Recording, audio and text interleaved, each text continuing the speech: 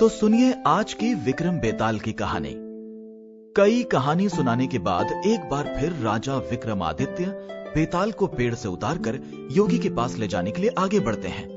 हर बार की तरह इस बार भी बेताल राजन को एक कहानी सुनाता है और आज की कहानी का शीर्षक है लड़के का पिता कौन है। यह कहानी है विधवा भागवती और उसकी बेटी धनवंती की। भागवती के विधवा होने के बाद उसके पति के रिश्तेदार उसका सारा धन लेकर भागवती और उसकी बेटी को घर से निकाल देते हैं। इसके बाद दोनों माँ बेटी दूसरे नगर के लिए निकल पड़ती हैं। रास्ते में दोनों एक जगह आराम करने के लिए रुकती हैं तो वहां एक सिपाही एक चोर को बांधकर रखे रहता है। चोर को प्यास लगी होती है। वो भागवती और उसकी बेटी धनवंती से पानी पिलाने के लिए विनती करता है। पानी पीने के बाद वो माँ बेटी से सारी बातें पूछता है कि उनके साथ क्या हुआ था। सारी बातें सुनने के बाद चोर धनवंती के साथ शादी करने की इच्छा रखता है। ये बात सुनकर भागवती को गुस्सा आता है और वो सिपाही को चोर की बात बताती है। सिपाही भी चोर पर गुस्सा जाहिर करते हुए कहता है कि कुछ दिनों में तुम्हें फांसी लगेगी और तुम शादी की बात करते हो।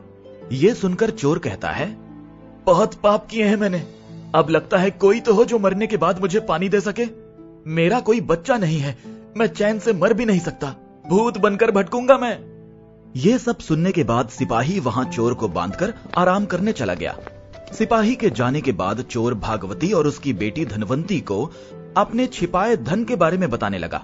उसने कहा, अगर आप अपनी बेटी धनवंती की शादी मेरे साथ करा देंगी तो मैं आपको अपने छिपाए धन के बारे में बता दूंगा। मेरे मरने के बाद आप दोनों उस धन के साथ अपनी पूरी जिंदगी आराम से बिता सकेंगी। उसकी बात सुनकर दोनों सोच में पड़ गईं। धनवंती की मां भागवती ने चोर से पूछा, तुम ये क्यों करना चाहते हो?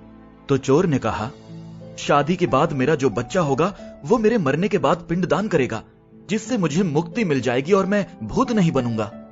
ये सब सुनने के बाद भागवती अपनी बेटी की शादी चोर से कराने के लिए तैयार हो जाती है। दोनों की शादी हो जाती है और जल्द ही दोनों को एक बच्चा भी होता है। कुछ दिनों बाद चोर को फांसी लगा दी जाती है। भागवती और धनवती काफी दुखी होते हैं।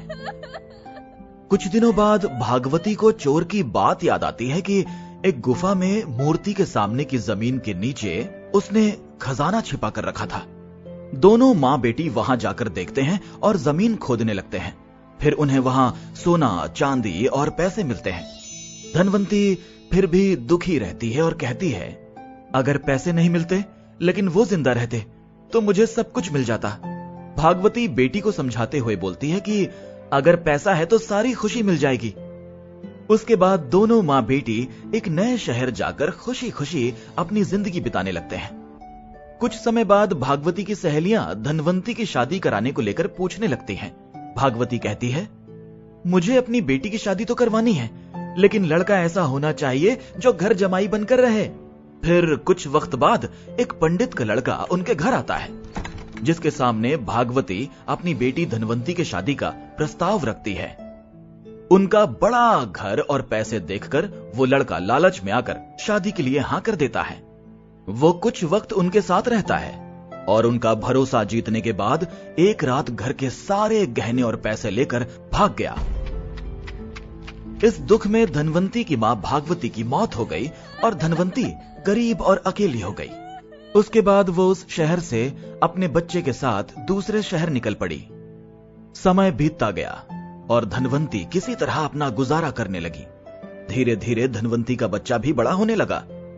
एक दिन दोनों माँ बेटे रास्ते में भटक रहे थे कि इतने में उन दोनों की नजर एक राजकुमार पर पड़ी, जिसके गले को एक अजगर ने जकड़ रखा था।